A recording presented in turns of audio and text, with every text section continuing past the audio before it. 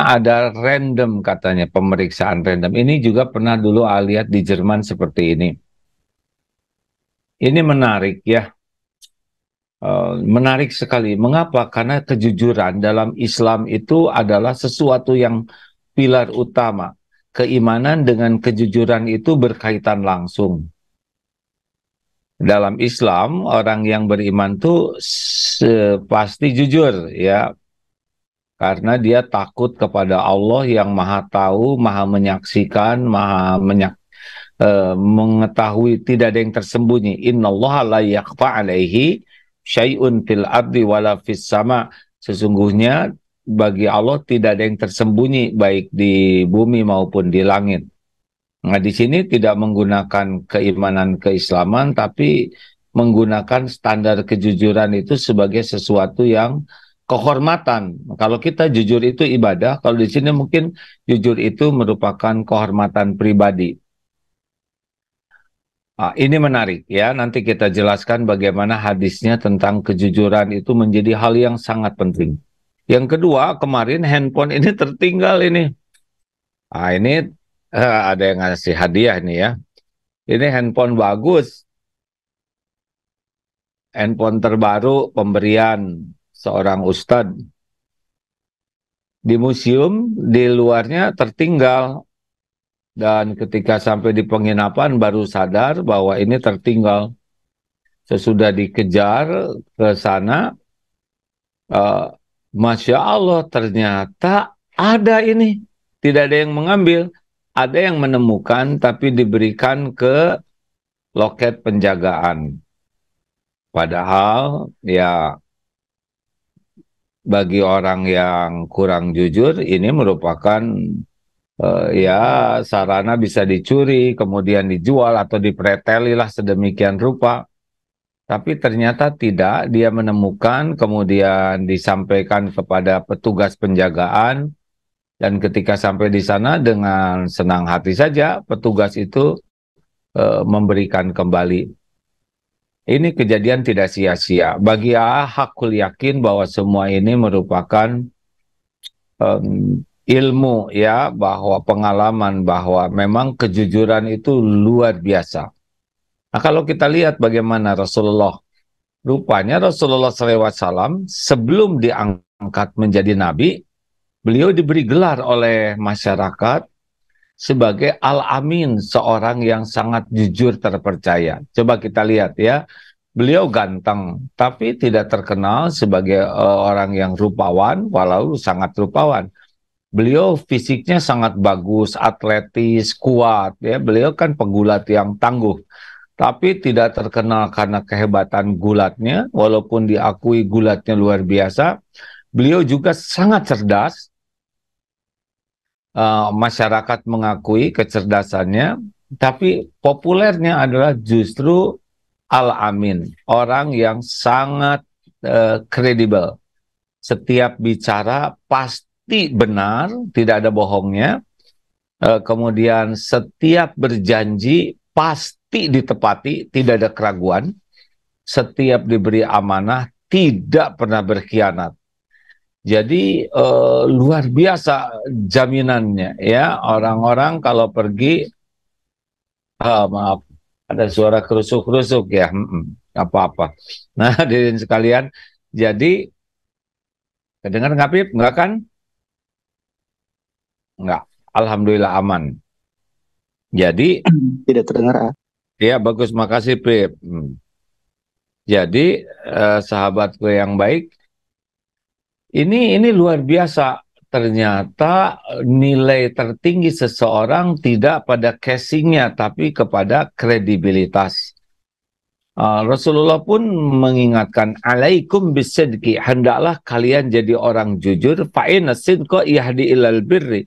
Karena kejujuran itu mengantarkan kepada kebaikan-kebaikan, dan kebaikan yahdi ilal jannah, dan kebaikan mengantarkan kepada surga. Jadi rutenya orang itu baru bisa jadi ahli surga kalau dia ahli kebaikan, dan orang bisa jadi ahli kebaikan kalau dia ini orang yang jujur. Jujur. Jadi jujur dulu, baru jadi orang baik, dari baik baru jadi ahli surga. Maka penting sekali di dalam Islam itu kejujuran itu menjadi pilar yang sangat utama kalau kita hendak menjadi orang baik. Lawannya dari kejujuran adalah munafik.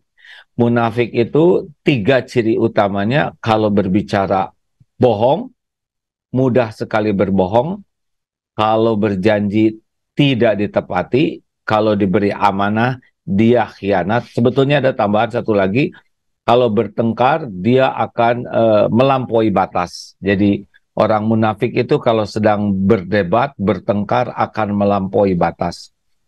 Nah, rekan-rekan sekalian, jadi melihat takdir Allah ya, di beberapa negara yang tidak beragama Islam, tapi mereka sangat menjunjung tinggi kejujuran, dan itu Allah berikan martabat duniawinya tinggi ya. Beberapa negara yang tidak mengenal Islam, tapi mereka menjadikan kejujuran sebagai salah satu kunci utama.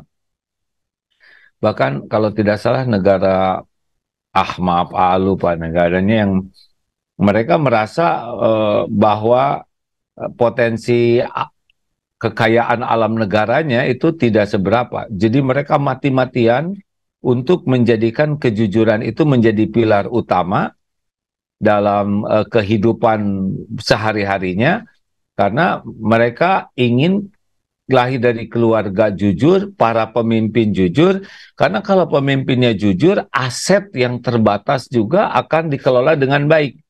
Tapi kalau para pemimpinnya tidak jujur, mau aset sebanyak apapun, pasti akan membawa bencana, kehancuran. Sehingga kejujuran itu menjadi hal yang luar biasa. Nah, kita lihat negara tetangga saja nih, Singapura, negara kecil tanpa sumber daya alam. Takdir Allah kita bertetangga dengan Singapura. Mereka tidak punya air minum sekalipun. Minumnya kan harus import dari Malaysia, tidak punya minyak, tidak punya sumber daya alam, tapi dunianya oleh Allah ditakdirkan mampu. Salah satunya adalah berpegang bahwa kejujuran itu menjadi salah satu pilar sangat penting. Pertanyaannya, jujurnya jujur apa? Nah, yang pertama dalam Islam, kejujuran yang pertama dan utama adalah jujur kepada Allah Subhanahu wa Ta'ala. Jadi, gimana jujur kepada Allah? Orang yang jujur kepada Allah itu adalah orang yang bakal banyak sekali mendapat pertolongan Allah. Misal begini, kita ingin dekat dengan Allah. Nah, orang yang jujur kepada Allah itu benar-benar tidak memerlukan orang lain tahu bahwa kita ingin dekat dengan Allah. Karena ada kalanya kita ingin dicintai Allah, kita ingin jadi ahli takwa, tapi lebih sibuk mengekspos keinginan kita itu supaya dinilai orang lain. Berarti dia tidak jujur kepada Allah. Dia baru menjadikan ingin dekat dengan Allah sebagai jualan dia supaya dipuji orang, diakui orang, dikagumi orang. Contoh lainnya adalah misalkan mencari jodoh. Orang yang belum menikah, dia benar-benar jujur kepada Allah. Ya Allah, hanya Engkaulah satu-satunya yang bisa memberikan pendamping hidup. Tidak ada selain Engkau. Hatinya bulat bahwa hanya Allah yang bisa menolong dia. Lalu dia berusaha keras memposisikan dirinya menjadi orang yang layak ditolong oleh Allah. Nah, kejujuran ini bersih antara hati dia dengan Allah, yang membuat dia berbuat supaya disukai Allah. Ini benar-benar hal yang sangat penting di dalam Islam, yaitu jujur kepada Allah, jujur ingin dekat dengan Allah, jujur ingin mendapatkan pertolongan Allah. Tuh bulat, hatinya lurus, tidak berbagi, yakin hanya Allah, dan dia tidak memerlukan penilaian siapapun. Orang mengetahui kita atau tidak ada masalah. Nah, orang yang tidak jujur kepada Allah adalah dia sepertinya meminta kepada Allah, tetapi lebih suka kalau orang lain mengetahuinya. Dia lebih suka dipuji, dihargai orang lain dengan kedekatannya kepada Allah. Berarti ini tidak jujur. Orang yang jujur kepada Allah, dia tidak memerlukan pengakuan, penilaian, diketahui orang, dikagumi orang dengan kedekatannya kepada Allah. Toh nanti orang akan melihat kita, yaitu urusan orang lain, tetapi tidak terbersit di hatinya. Yang kedua, kita jujur kepada diri kita sendiri. Kita harus meluangkan waktu lebih banyak untuk jujur melihat siapa diri kita yang sesungguhnya. Karena selama ini orang menilai kita kan casing kita ya. Seperti harta, gelar, pangkat, jabatan, penampilan, popularitas, itu sama sekali bukan diri kita yang sesungguhnya. Itu casing kita yang dibagikan oleh Allah sesuka Allah. Jadi kalau kita lulus sarjana, bukan karena kita pandai, tapi karena Allah memang menggariskan kita akan lulus. Kalau kita kaya, itu bukan karena kita hebat bekerja, bukan karena kita jago jago berstrategi. Enggak, karena Allah menghendaki kita kaya, maka Allah akan memberi jalan kita kaya. Kalau kita misalkan populer, punya follower banyak, bukan karena hebat, karena memang Allah mau saja.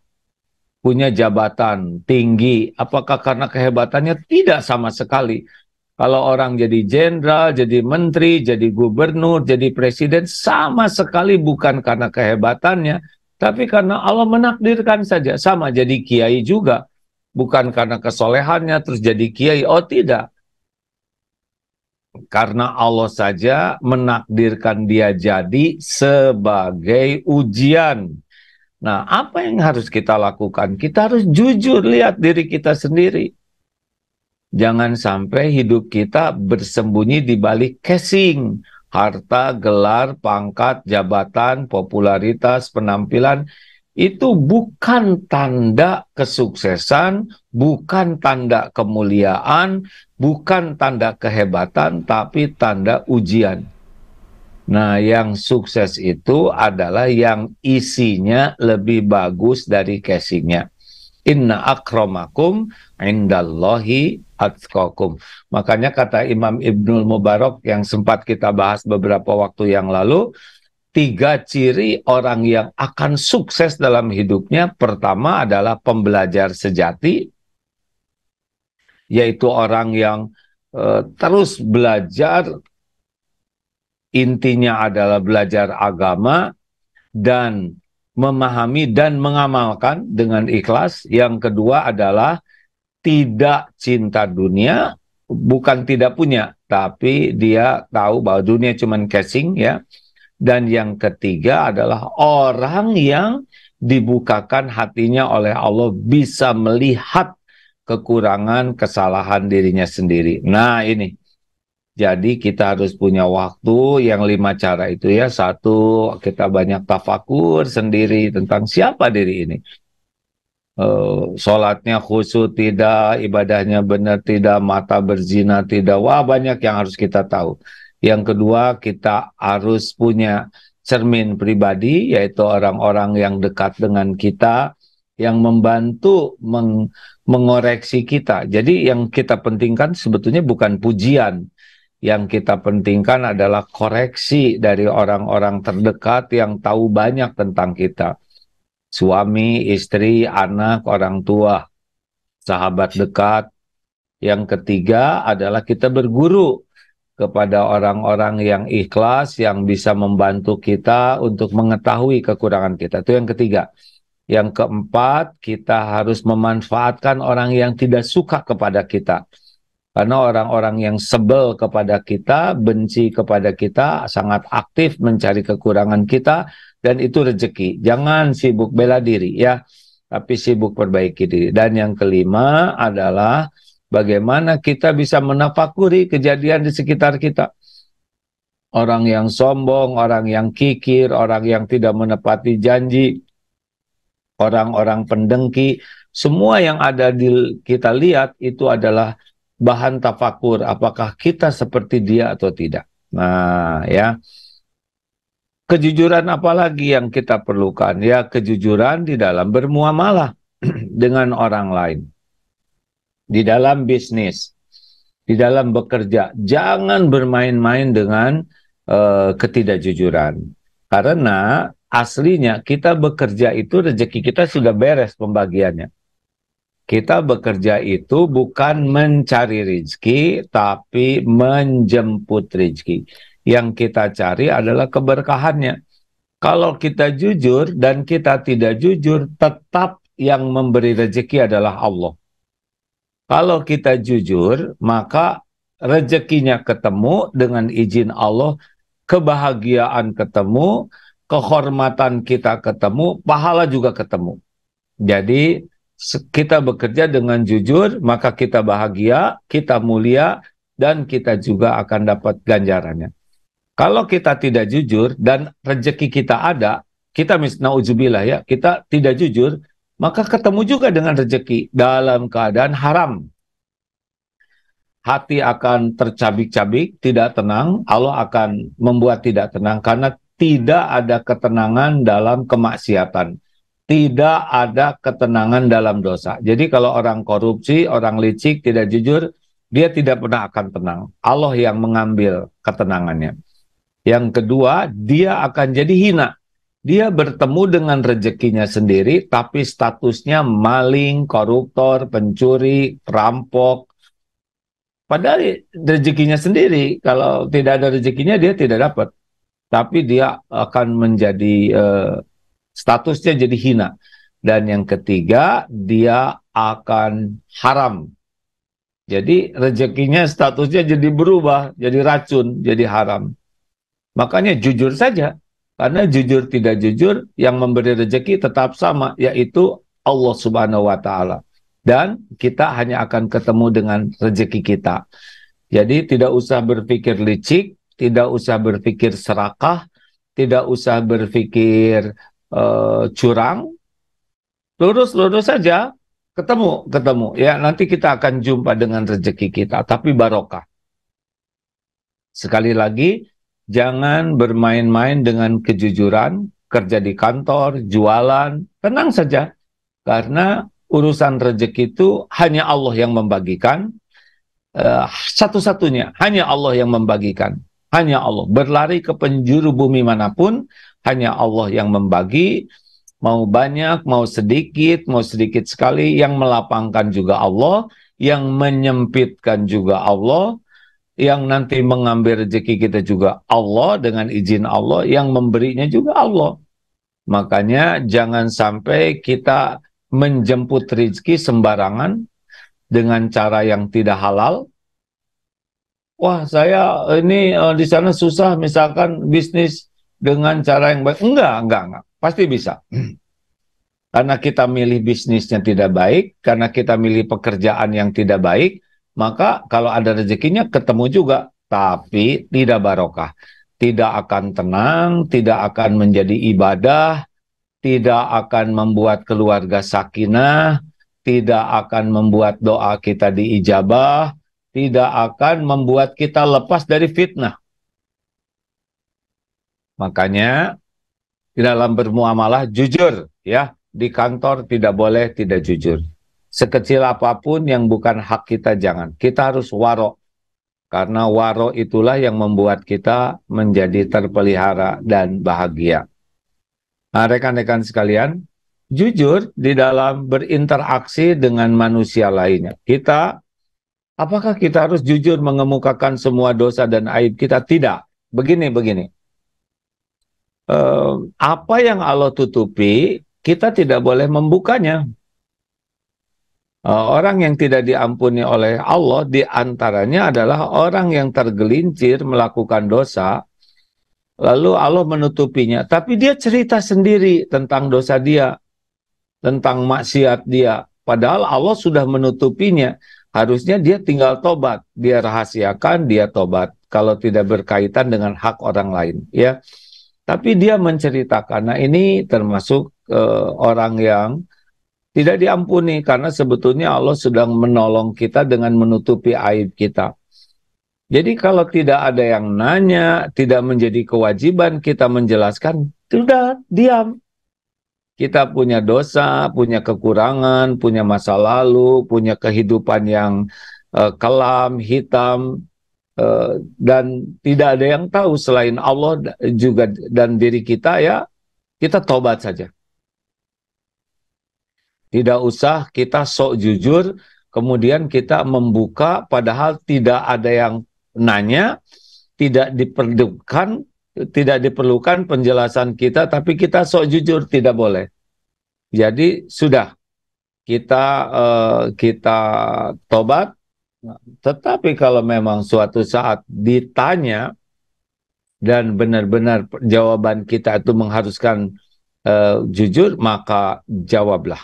Jawab ya. Jam setengah 6 di Indonesia ya.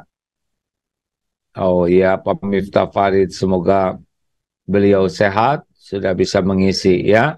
Bagi yang di radio, silakan bergabung di MKFM 102,7 MKFM Bandung. Silakan, dan izin menyelesaikan sedikit lagi ya ini ya.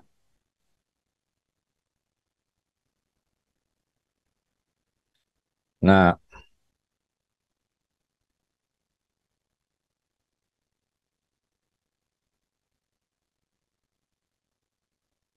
baik rekan-rekan sekalian, keputus barusan. Jadi apa yang Allah tutupi jangan dibuka dengan dalih jujur, tapi bertobatlah. Tetapi ketika memang kita ditanya dan mengharuskan kita menjawab, jawablah dengan jujur. Ada pertanyaan, gimana saya sudah jujur, tapi orang jadi tidak percaya kepada saya. Saya jadi tidak dihargai karena kejujuran saya. Tidak apa-apa, tidak apa-apa. Itu sebuah proses saja, ya. Saya gara-gara saya jujur, saya mendapat hukuman. Tidak apa-apa, tidak apa-apa. Lebih baik dihukum di dunia sebagai kafarah. Tapi saya dapat sanksi, saya jadi tidak dihargai. Gak ada apa-apa, nggak apa-apa. Jalani saja, jalani saja. Kita jujur bukan untuk dihargai orang.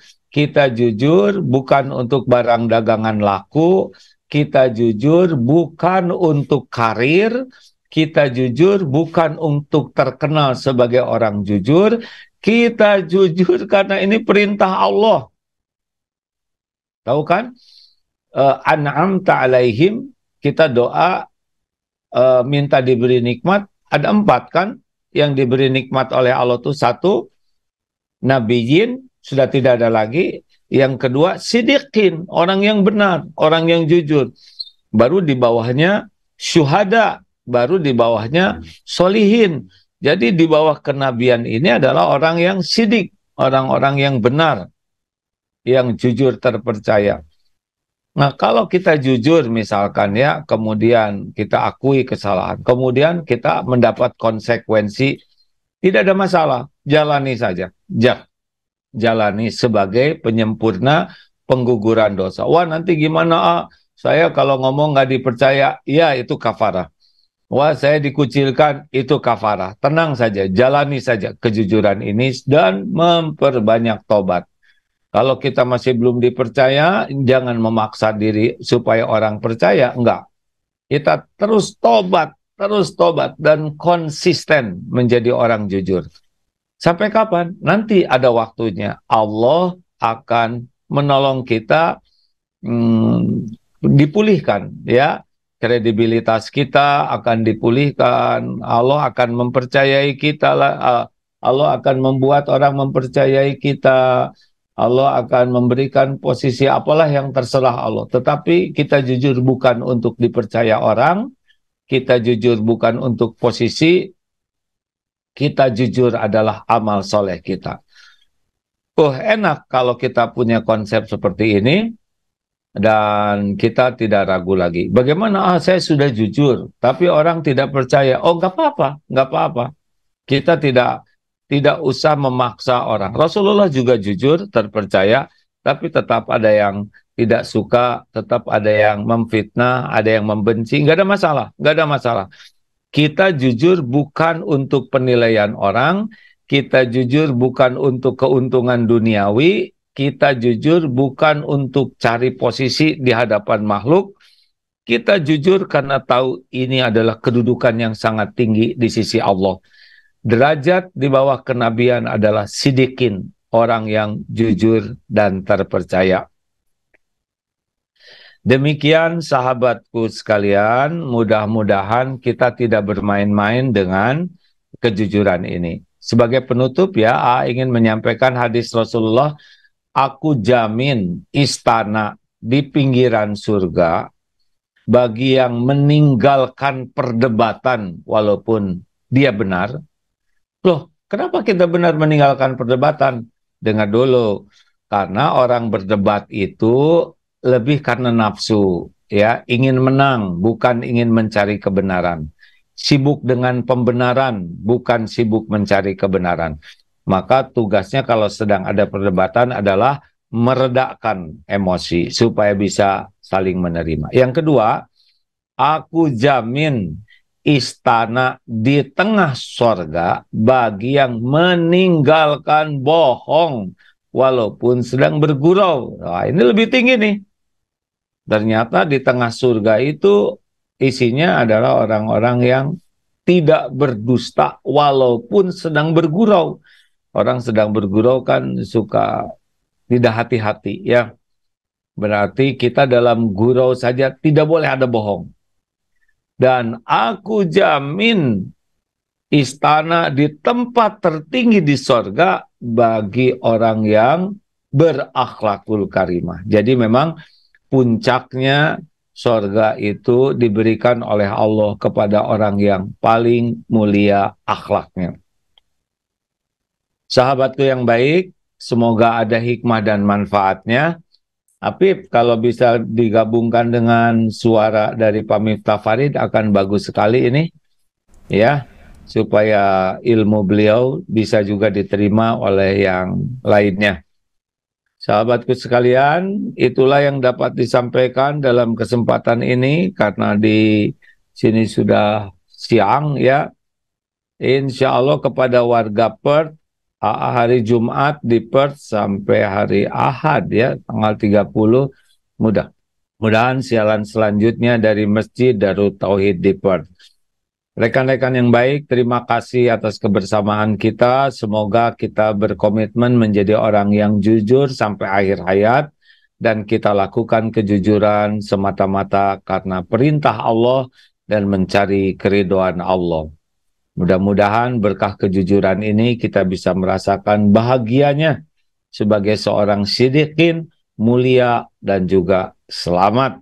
Ya, barang siapa yang jujur akan mujur dan makmur, barang siapa yang tidak jujur akan babak belur dan hancur. Nauzubillah min dzalik. Terima kasih. Apip, silakan dilanjutkan. Subhanakallahumma bihamdik, asyhadu alla ilaha illa anta, astagfiruka wa atubu ilaik. Assalamualaikum warahmatullahi wabarakatuh. Nuhun. Waalaikumsalam warahmatullahi wabarakatuh. Ya, makasih. Lanjutkan dengan apa aja pengumuman ya, Pip. Sampai jumpa nanti. Dengan Ustaz Miftah Farid di radio.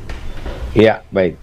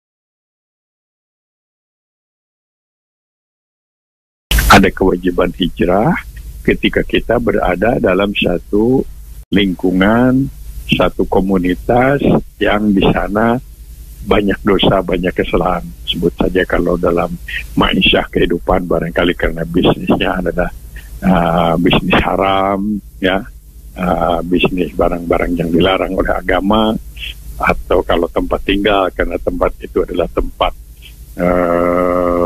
berlangsungnya tempat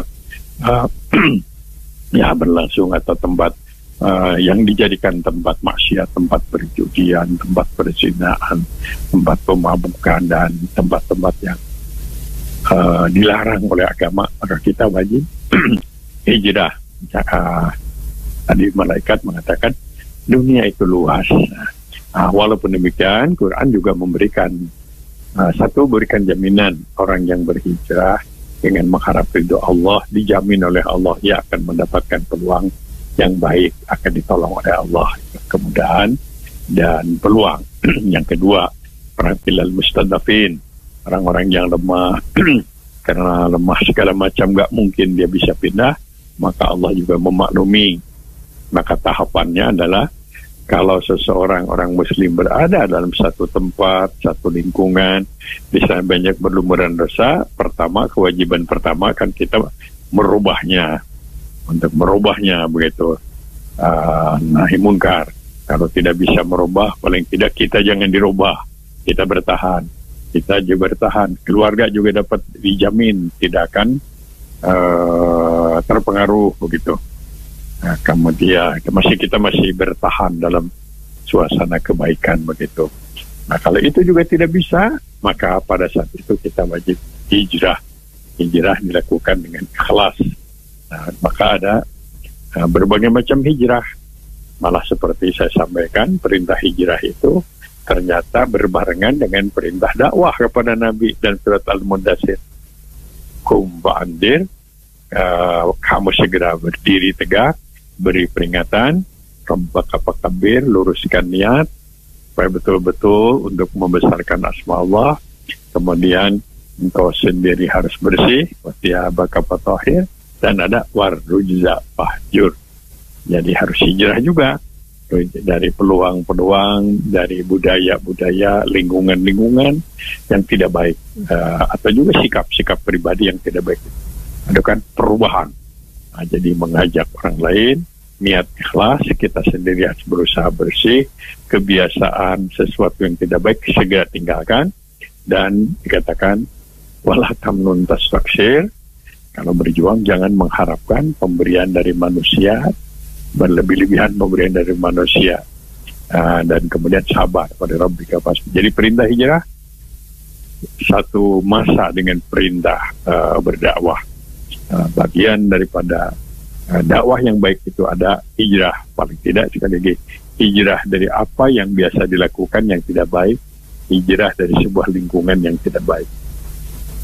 Masih dalam kasus perintah hijrah itu dalam surat Al-Muzammil ada, ketika kita melaksanakan nahi munkar, ada kemunkaran, kita wajib berubah, kita wajib beritahu, ternyata ada reaksi normal.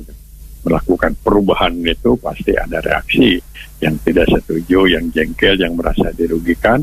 Maka Quran menyatakan fasbir ala ma yaqulun. Ya, memang harus sabar. Melakukan perubahan itu harus sabar, tidak tergesa-gesa, tidak marah-marah, tidak putus asa, harus sabar. Waduh, wasbir ala ma yaqulun, sabar. Waduh, nggak bisa sabar ini. Tekanannya atau reaksinya menyebabkan kita merasa terhina atau merasa tersiksa dan lain-lain. Al-Quran menyatakan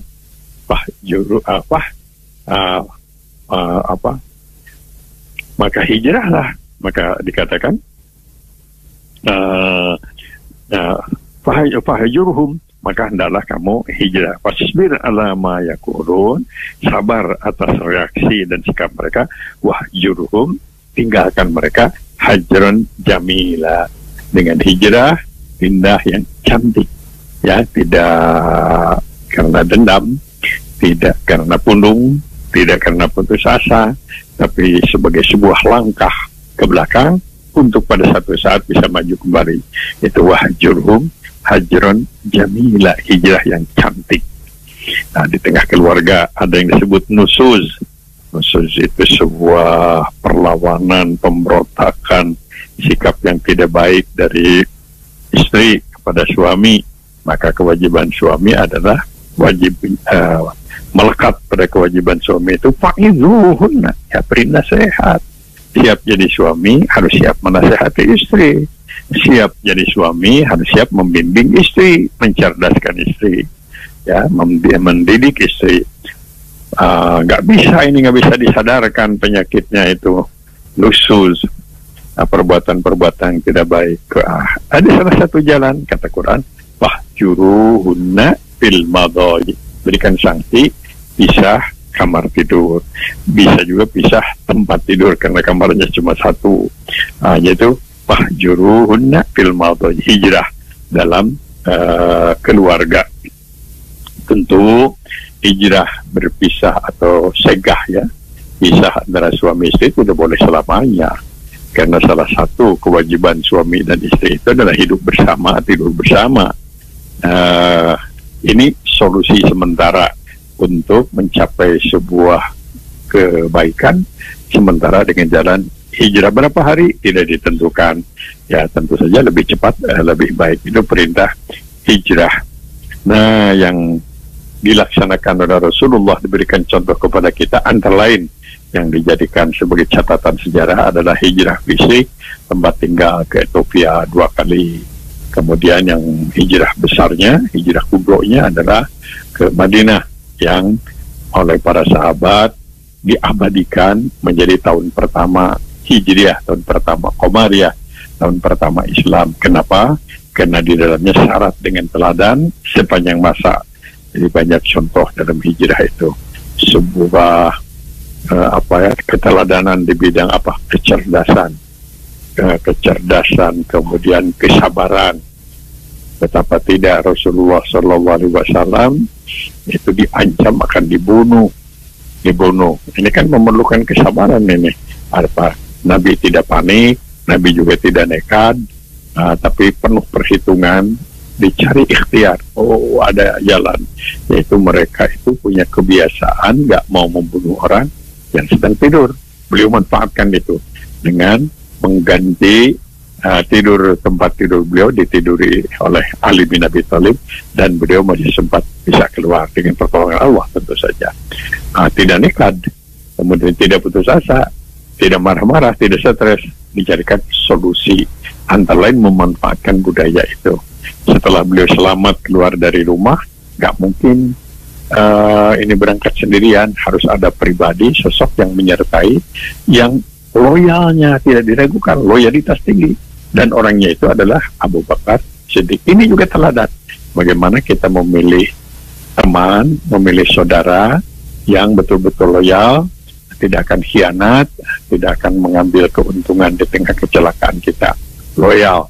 Nah, itu Abu Bakar Siddiq. Setelah itu harus diperhitungkan, ini 500 km nggak mungkin jalan kaki, maka dibelinya unta, untanya yang kuat lagi. Kemudian ini nggak mungkin bisa langsung berpindah berdua, karena kekuatan lawan sudah disiapkan, maka beliau melambung ke belakang. Ini ikhtiar, melambung ke belakang untuk beberapa hari bersembunyi di Jabal Sur. Apa maknanya? Ikhtiar maksimal, ya, ikhtiar sedikit mundur untuk memperoleh kemenangan. Tidak nekat begitu, biarnya aja lah toh mati syahid, enggak. Beliau juga berhitung, diperintahkan untuk sembunyi dulu di Jabal Sur. Nah, setelah itu kalau bertahan di Jabal Sur, ya tentu perlu makan. Rasul kekasih Allah pun manusia, perlu makan. Maka disiapkan salah seorang putri dari Abu Bakar Siddiq untuk bertugas sebagai untuk menyiapkan persiapan untuk pembekalan konsumsi, ya, dan seterusnya. Ini semuanya adalah menggambarkan ikhtiar dalam berjuang melakukan perubahan. Ikhtiar maksimal, ikhlas, segalanya disiapkan dengan cerdas, tidak putus asa, tidak nekat, tetapi ada ikhtiar. Ujungnya adalah tentu pasrah kepada Allah Subhanahu wa Ta'ala, yaitu dengan kepasrahan, dengan keikhlasan kita akan mendapat pertolongan Allah Subhanahu wa Ta'ala. Nah, tidak boleh lupa juga sebuah teladan yang sangat indah dari perjalanan hijrah sehingga diabadikan oleh para sahabat menjadi tahun pertama itu adalah bagaimana pada waktu itu Rasulullah ikhtiar maksimal para sahabat yang untuk melaksanakan hijrah ini ada pengorbanan. Sebagian sahabat yang punya kekayaan mereka tinggalkan. Gak mungkin mereka hijrah membawa ratusan kambing, membawa beberapa ekor unta, gak mungkin, mereka tinggalkan. Kemudian ada yang diurus oleh keluarga, ada juga urus oleh orang tertentu, dan pada saat sekian tahun kemudian itu bisa kembali, ya, dengan setelah peristiwa perang Uhud, perang Badar, perang Uhud, perang Khandaq, kekayaan itu kembali kepada para sahabat. Apa yang beliau lakukan? Ini juga sebuah teladan kenapa diabadikan sebagai tahun pertama Islam. Langkah utama yang dilakukan oleh Nabi selain mental, berikhtiar supaya berhasil dengan ikhlas, menerima segala realitas panas yang luar biasa, yaitu beliau harus punya tempat kegiatan, tempat berkumpul, tempat menyampaikan pesan-pesan kepada para sahabat. Dibikinnya Masjid Quba, masjid pertama yang dibangun oleh beliau. Selesai Masjid Quba, beliau punya tujuan yang daerah lain, yaitu ke Madinah Al-Munawwarah, ya, tidak jauh dari Quba itu. Beliau membangun lagi masjid. Nah, setelah membangun masjid, beliau membuat basis perjuangan. Di mana basis perjuangannya? Di masjid. Beliau membangun rumah sederhana yang dekat dengan masjid, malah jadi menyatu dengan masjid. Jadi secara efektif beliau membangun masyarakat di masjid. Jadi ini juga sebuah teladan yang diabadikan sekali lagi dalam tahun hijrah. Ingat, masjid mempunyai peranan yang sangat penting. Masjid adalah tempat berkumpulnya umat Islam. Masjid adalah tempat para pemimpin memberikan petunjuk-petunjuk kepada para sahabat, kepada masyarakat dan lain. Nah, inilah yang dikenal dengan pesan-pesan moral Rasulullah Sallallahu Alaihi Wasallam. Beliau membangun masjid. Setelah itu beliau membangun masyarakat yang demam masjid, masyarakat yang rindu masjid, masyarakat yang senang ke masjid dengan sejumlah pesan-pesan beliau. Langkahmu ke masjid ibadah, langkahmu ke masjid amal soleh, langkahmu ke masjid jihad fisabilillah, langkahmu ke masjid ada kifarat, penghapus dosa dan kesalahan, langkahmu ke masjid akan memberikan ketentraman, ketenangan bagi hatimu, dan sejumlah janji yang beliau sampaikan dan dirasakan oleh para sahabat. Persaudaraan terbina di masjid, menimba ilmu didapatkannya di masjid, menciptakan ketentraman, ketenangan adalah di masjid.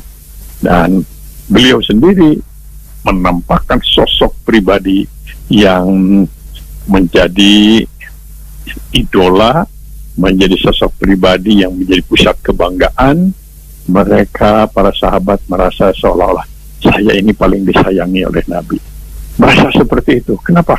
Karena sikap Nabi, karisma Nabi, ucapan-ucapan Nabi, pesan-pesan para Nabi. Bahkan lebih dari itu, beliau pun memberikan semacam sentuhan-sentuhan spiritual yang menyebabkan mereka tentram dan tenang dengan bacaan Al-Quranul Karim. Jadi bacaan Al-Quran beliau itu sangat indah, sangat baik, sehingga para sahabat sering sekali menangis mendengar bacaan Al-Quran yang dibaca oleh Nabi ketika beliau menjadi imam. Sampai dikatakan para sahabat itu hampir rata-rata mereka merasa saya ini orang yang paling dicintai oleh Nabi, paling disayangi oleh Nabi. Jadi nggak ada yang dendam, nggak ada yang jengkel, semuanya merasa nikmat, sehingga mereka patuh kepada apa yang diperintahkan oleh Nabi itu. Sami'na wa ata'na, kami dengar, kami patuh, kami dengar dan kami patuh. Nabi menjadi teladan, Nabi menjadi contoh, dan Nabi menjadi panutan. Inilah beberapa hikmah kenapa para sahabat dulu bersepakat supaya peristiwa hijrah ini diabadikan menjadi tahun pertama Islam. Dan setelah menjadi tahun pertama, selain kita terikat oleh tahun itu dalam pelaksanaan ibadah, kita juga harus mendapatkan sebuah pelajaran, sebuah ajaran penting, yaitu perubahan. Kita harus melakukan perubahan ke arah yang lebih baik. Hari esok harus lebih baik dari hari sekarang. Hari ini harus lebih baik dari hari kemarin. Untuk itu kita perlu sadar akan kekurangan diri, sadar akan besar kesalahan kita, sadar akan ketidakbaikan kita. Setelah sadar, dengan ikhlas melakukan perbaikan, dan harus dikatakan kata Quran, fa idza faragta fansab. Kalau sudah mengakhiri satu masa tugas, jangan terus melamun atau menyesal atas pengalaman masa lalu. Fansab, berdiri tegak kembali, melaksanakan tugas yang baru, perubahan ke arah yang lebih baik. Mudah-mudahan bermanfaat. Baik, alhamdulillah. Dan ada satu pertanyaan Pak Kiai yang akan menyapa di pagi hari ini dari Ibu Juwita di Cimindi Raya yang bergabung pagi ini dan bertanya, Pak Kiai, apakah boleh ketika puasa sunnah Senin Kamis ini disatukan dengan puasa Tasu'ah, begitu Pak Kiai? Iya, tentu saja boleh. Kita biasa hari Kamis, pas tanggal 9-nya hari Kamis, nggak apa-apa. Jadi otomatis ya, soal pahala bela Allah yang mengatur. Jadi kalau tidak boleh berpendapat karena saya biasa Kamis, jadi Tasu'ahnya diganti aja dengan tanggal 8, tidak begitu tetap. Nah, jadi penentuan hari itu ada yang memang ditetapkan oleh syariat, dan ada juga yang ditetapkan oleh rutinitas kita yang tidak bertentangan tentu saja. Bahkan mungkin saja ada orang yang nadar, saya nadar lah tanggal sekian akan melaksanakan, pas tanggal 9, nggak apa-apa, tentu pahala Allah yang mengatur. Baik. Alhamdulillah. Dan nampaknya menjadi atensi terakhir juga Pak Kiai sekaligus di kesempatan pagi hari ini. Di akhir mungkin ada yang ingin kembali disampaikan Pak Kiai. Baik, para pendengar yang berbahagia, sekali lagi salah satu hikmah penting dari peristiwa mengenang peristiwa hijrah ini adalah kita harus berusaha hari besok harus lebih baik dari hari sekarang harus lebih baik dari kemarin. Harus ada perubahan ke arah yang lebih baik, sehingga pada saat kita dalam keadaan puncak kebaikan, kita dipanggil oleh Allah. Itulah yang disebut husnul khatimah.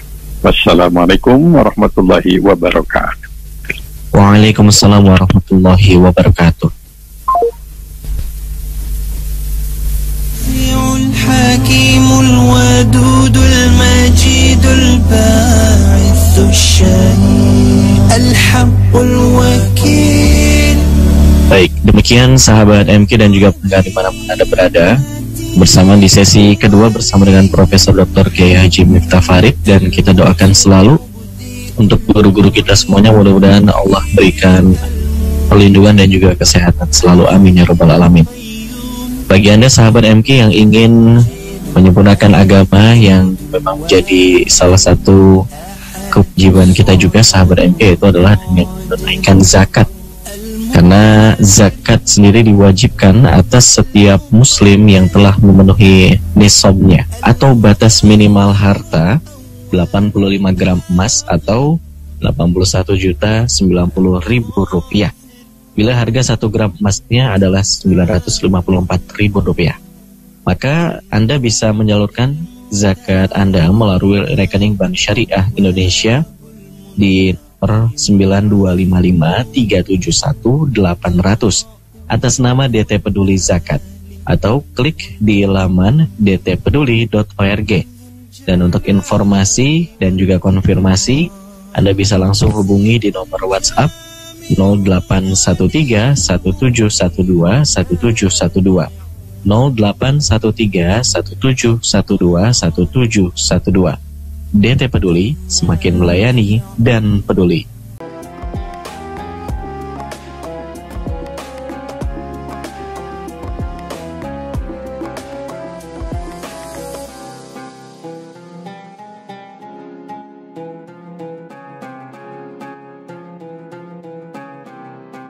Jangan lupa, saya bilang sekalian, terus berlangganan di Darut Tauhid Official.